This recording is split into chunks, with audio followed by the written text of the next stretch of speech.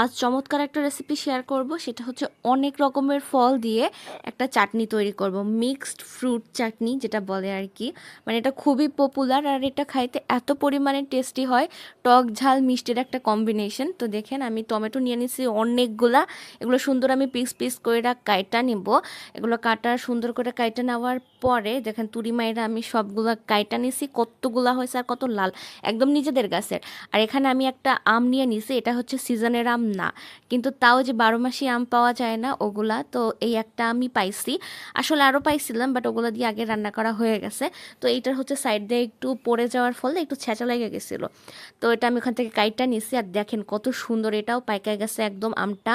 তো এগুলো সুন্দর স্লাইস করে আমি কাইটটা নিছি, 3টা খেজুর নিয়ে নিছি, এগুলো সুন্দর করে মাঝখান দিয়ে ডিভাইড করে কাইটটা নিব।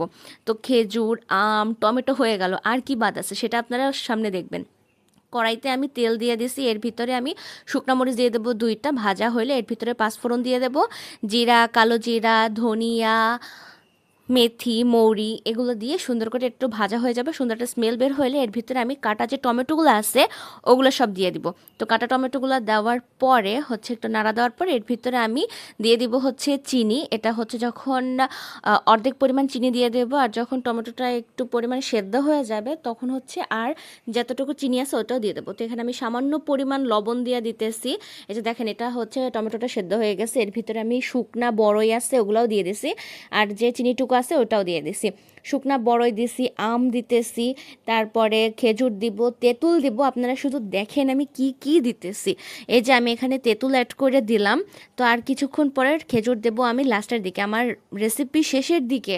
মানে এত সহজে রান্না করা যায়, এত টেস্টি হয়। দেখেন আপনারা আমার রেসিপি ফিনিশ, মানে এত টেস্টি হয়েছে যা বলার না।